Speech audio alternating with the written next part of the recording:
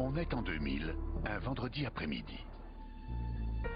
Des personnes rentrant de déjeuner entendent des bruits étranges provenant de l'un des bureaux. Une femme trouve son patron, Richard Armitage, étendu sur le sol derrière son bureau, au milieu d'une mare de sang. Elle appelle son associé, Richard Buckley, à la rescousse. À ce moment-là, Armitage était toujours en vie. Il continuait à s'accrocher. Elle a couru vers le téléphone pour appeler les urgences et a entendu des claquements comme si quelqu'un tapait dans ses mains.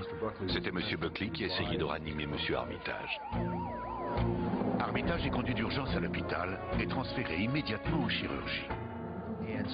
Son cerveau était touché, ça se présentait très mal. En fait, d'après les médecins, ce n'était plus qu'une question de temps. Tous ces enfants étaient là. Je me suis penchée au-dessus de lui et je lui ai dit, si tu veux partir, pars. Vous voyez, tu peux partir. Je l'ai laissé partir. Je l'ai laissé partir et cela m'a été très difficile. Armitage ne se réveillera pas. On savait qu'on allait avoir affaire à un homicide et que celui-ci ne serait pas simple à résoudre. L'autopsie révèle qu'Armitage a été frappé 9 fois à la tête avec un objet contondant, probablement un marteau. La personne qui avait fait ça devait être très en colère à ce moment-là, vu le type de blessure qu'il avait au crâne, très profonde, très ouverte. Ça aurait pu être de la passion ou une colère pure et dure. À l'époque, on n'en savait rien. Richard Armitage est avocat, plus particulièrement spécialisé dans les greffes et les questions de dons d'organes. En toute logique, son cœur et ses autres organes furent donnés à 3 receveurs différents. Ça a été très difficile pour les enfants, très difficile. Je crois qu'ils sont fiers de leur papa et du fait que même dans la mort, ils continuent d'aider les autres. Oui, ils sont fiers de lui. Il est encore parmi nous. Tout le monde à Kansas City est profondément choqué par la violence de ce crime. C'était une agression en plein jour, dans un immeuble fréquenté du centre-ville. Et la victime était un homme qui semblait être aimé et respecté de tous, et qui travaillait dans un domaine juridique très ésotérique, le don d'organes. Qui aurait pu faire une chose pareille? C'était un mystère. Qui aurait pu se glisser dans l'immeuble et faire ça? L'audace avec laquelle l'assassin a perpétré le crime intrigue les enquêteurs. Comment en effet peut-on s'introduire dans un immeuble de bureau en plein jour, massacrer un homme en le frappant à 9 reprises et en ressortir sans attirer l'attention et sans avoir ses vêtements couverts de sang? Les experts médico-légaux spécialistes des agressions fournissent une première explication. Selon eux, le meurtrier ne s'est pas forcément taché en commettant son acte. Il n'était pas évident que l'assassin se soit taché avec du sang ou quoi que ce soit d'autre. Si vous utilisez un marteau lors de l'impact, toute l'énergie est dispersée loin de l'agresseur. L'assaillant entre, commet son crime et ressort, et il n'y a que très peu, voire pas du tout d'indices sur cette personne. Parmi les amis, la famille et les associés de la victime, personne n'est en mesure de désigner un suspect potentiel. Trouver un avocat assassiné dans son bureau en plein jour n'est pas chose courante. C'était une première dans cette ville. Mais les enquêteurs découvrent qu'Armitage travaillait sur d'autres dossiers juridiques, en dehors des greffes d'organes. Est-il possible qu'un élément de son passé ait refait surface?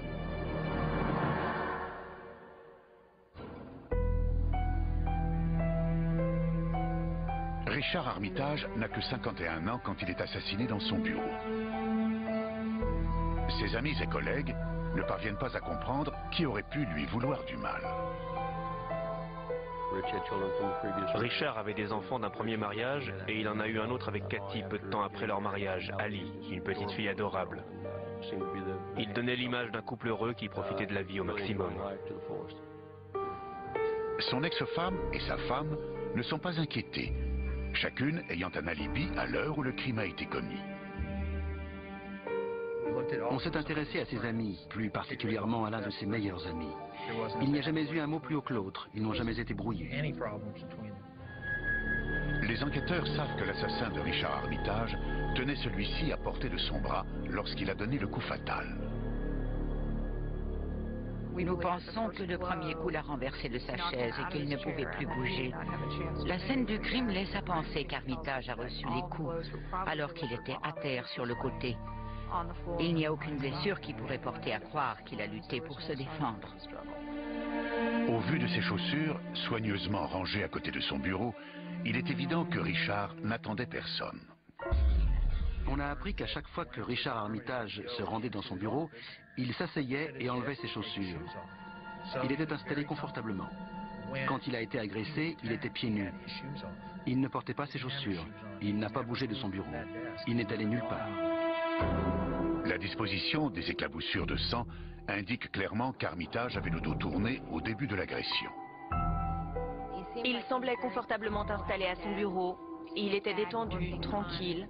D'après ce qu'on nous a dit, il était en train de commander du parfum pour sa femme à l'occasion de la fête des mères. Apparemment, il a été complètement pris au dépourvu par son agresseur. La police vérifie son agenda professionnel. Aucun rendez-vous n'était prévu ce jour-là. La liste des appels téléphoniques révèle qu'Armitage a passé son dernier appel à 14h08. Sa secrétaire et son associé ont découvert son corps à 14h30. Quand la police arrive sur les lieux, le sang a commencé à coaguler, ce qui signifie que le meurtre s'est produit aux alentours de 14h. Il est resté étendu là pendant un certain temps. Normalement, un individu en bonne santé qui ne prend pas d'anticoagulant commence à coaguler entre 3 et 15 minutes après le saignement.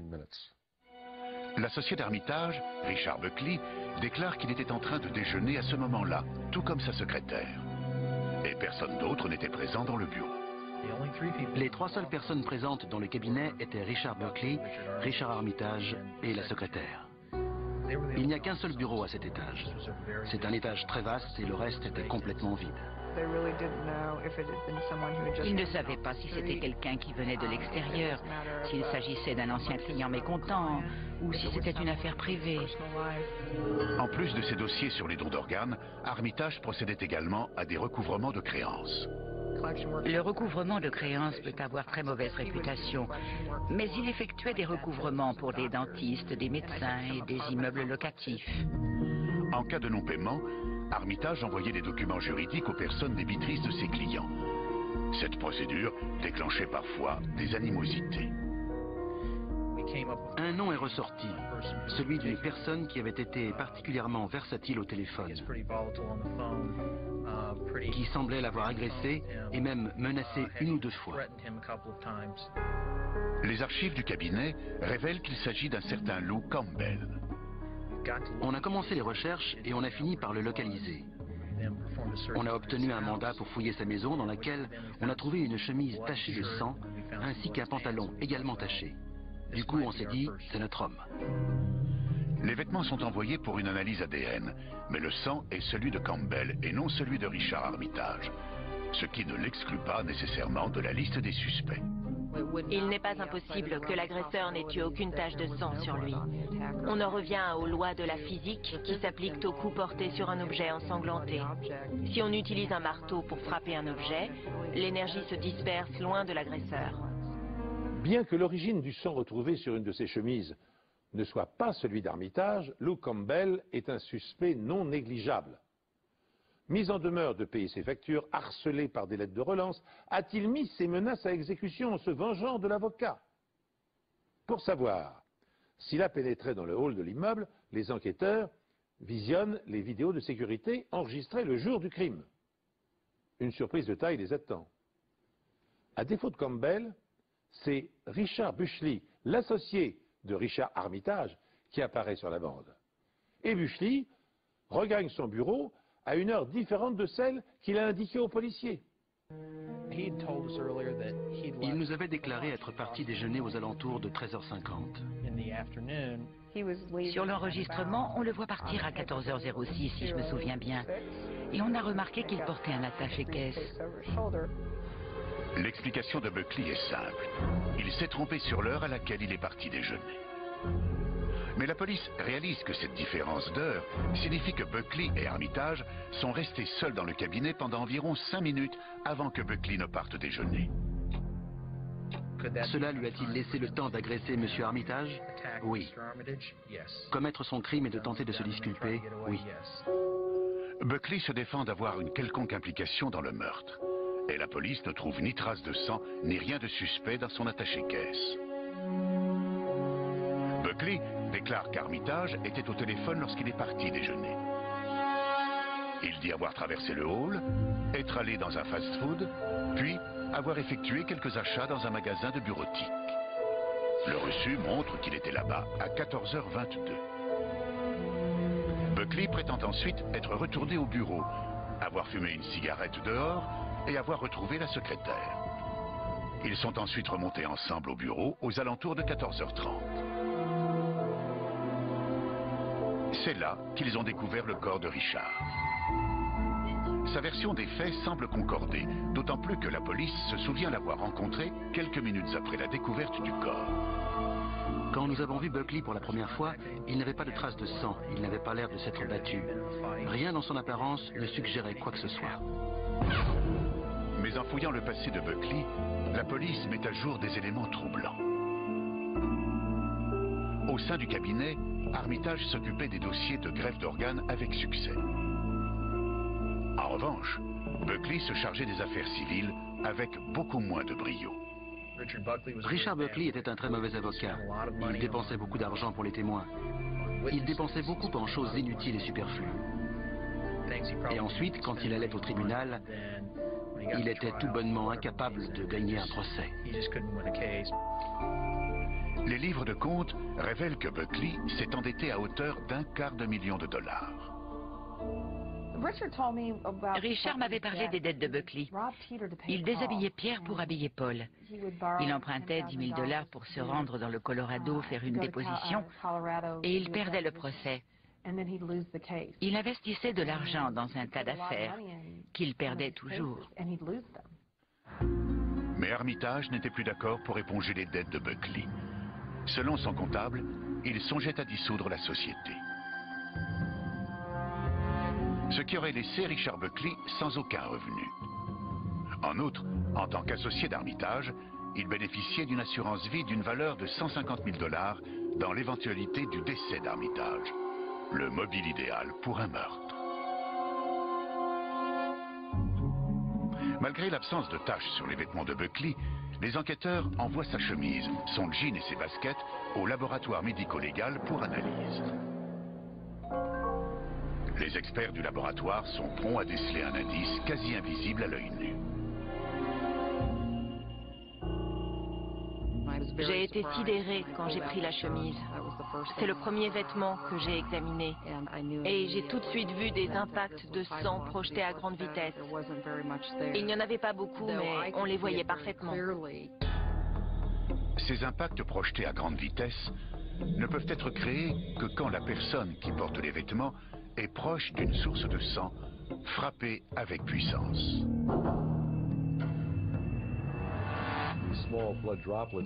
Ces minuscules gouttes de sang sont enfoncées dans les fibres, ce qui indique que l'impact a été assez fort, contrairement à un transfert léger qui n'aurait été visible qu'à la surface des fibres. L'expert dénombre 61 taches de sang sur les vêtements de Buckley, chacune de la taille d'une tête d'épingle. Les tests ADN prouvent que ce sang appartient bien à Richard Armitage. Confronté à cette preuve, Buckley nie toute implication dans la mort de son associé. Il prétend au contraire qu'il s'est porté à son secours, que le sang a éclaboussé et taché ses vêtements alors qu'il essayait de le réanimer en frappant dans ses mains près de son visage. Cette explication est-elle plausible? Les experts médico-légaux décident de confronter cette version des faits à la réalité en reconstituant la scène et en matérialisant la trajectoire des éclaboussures.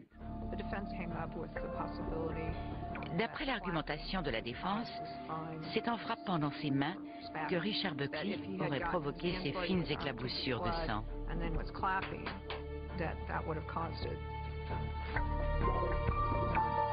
Pour mettre cette théorie à l'épreuve, les experts médico-légaux tentent l'expérience. Tout d'abord, une personne jouant le rôle de Richard Buckley se met à genoux, comme il l'aurait été près du corps d'Armitage.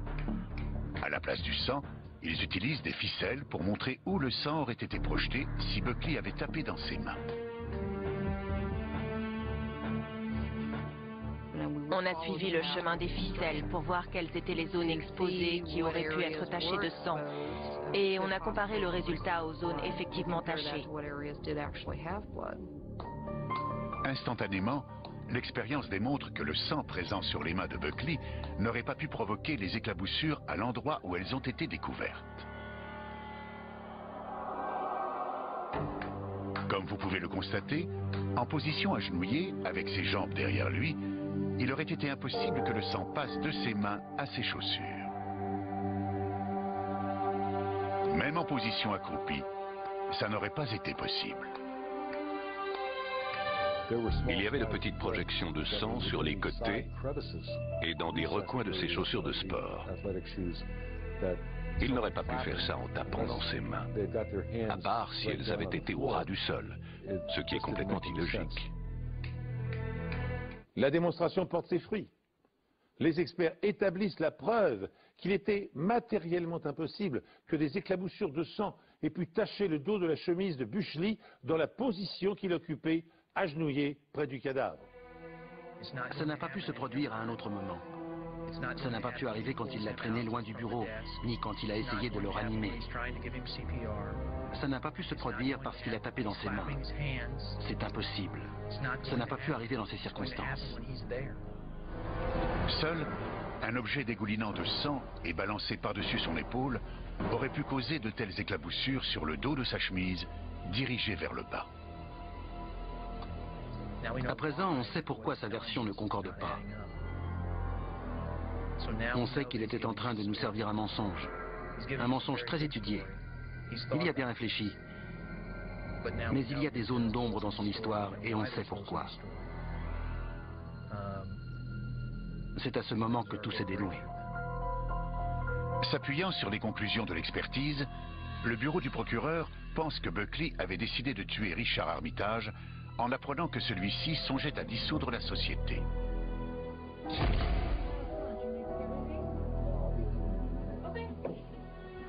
Selon lui, Buckley aurait apporté l'arme sur son lieu de travail, dissimulée dans son attaché-caisse. Après le départ de la secrétaire et l'appel téléphonique d'Armitage à 14h01, Buckley entre dans le bureau de son associé et le frappe à mort. Les coups répétés entraînent des éclaboussures sur sa chemise et ses chaussures, mais surtout sur le dos de sa chemise. Des éclaboussures quasi invisibles à l'œil nu. Il remet l'arme dans son attaché-caisse, probablement dans un sac pour empêcher le sang de se répandre, et quitte le bureau pour la faire disparaître. Les caméras de surveillance montrent qu'il a quitté l'immeuble à 14h06. La police pense qu'il s'est débarrassé de l'arme du crime et s'est constitué un alibi en achetant des fournitures de bureau à 14h22.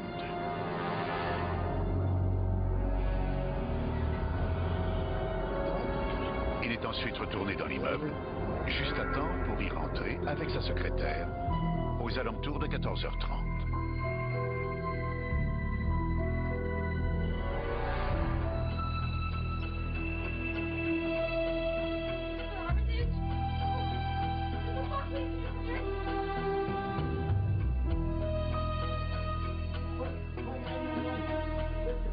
Mais avant de commencer la réanimation, Buckley frappe dans ses mains suffisamment fort pour être entendu de la secrétaire, prétendant qu'il cherche à obtenir une réaction, mais en réalité pour s'assurer d'avoir une explication plausible aux éventuelles traces de sang sur ses vêtements. Quand on a connaissance de l'analyse médico-légale, de la direction des éclaboussures, de leur taille et de leur forme, etc., on voit bien que son histoire ne cadre pas avec les indices révélés par l'expertise. Et l'expertise médico-légale est un fait. Il n'y a pas de contestation possible. Richard Buckley est reconnu coupable d'homicide volontaire et condamné à la réclusion à perpétuité, sans possibilité de conditionnel. Le plus triste pour lui, c'est qu'il était motivé par l'appât du gain et la jalousie. Comme je lui ai dit, ce que tu as fait à mes enfants et à ma famille ne pourra jamais être réparé. Jamais. Le mal est fait. Je pense que c'est l'être humain le plus creux, le plus cupide, qu'il m'ait été donné de connaître. Une affaire étrange, un suspect improbable, mais une condamnation indiscutable. Je n'ai pas tué Richard Armitage. Je pense que le volcan intérieur de Richard Buckley s'est réveillé et que Richard Armitage en a subi les brûlures. Peu importe le mal qu'on se donne, on ne peut pas vaincre les preuves physiques. La plupart du temps, on n'a pas conscience qu'elles existent. Lui ne s'en était pas rendu compte et il n'avait pas vu les taches de sang sur ses vêtements. Et c'est ce qu'il a perdu. Bien que Richard Buckley ait toujours nié être l'assassin de son associé, arguant qu'il lui était matériellement impossible de lui asséner 9 coups de marteau en quelques minutes, d'envelopper et de cacher l'arme du crime dans sa serviette, de se composer une attitude et de dégringoler les 13 étages de l'immeuble, l'enquête médico-légale a démontré le contraire. Quant au mobile, Buckley l'a offert à la police en encaissant la totalité des chèques des clients d'Armitage aussitôt après sa mort et en remboursant ainsi une infime partie de sa dette qui s'élevait à 340 000 $. C'est sur cette histoire que s'achève cette émission. Merci de l'avoir suivi et de nous rester fidèles. J'aurai le plaisir de vous retrouver très bientôt sur cette antenne pour de nouvelles enquêtes impossibles.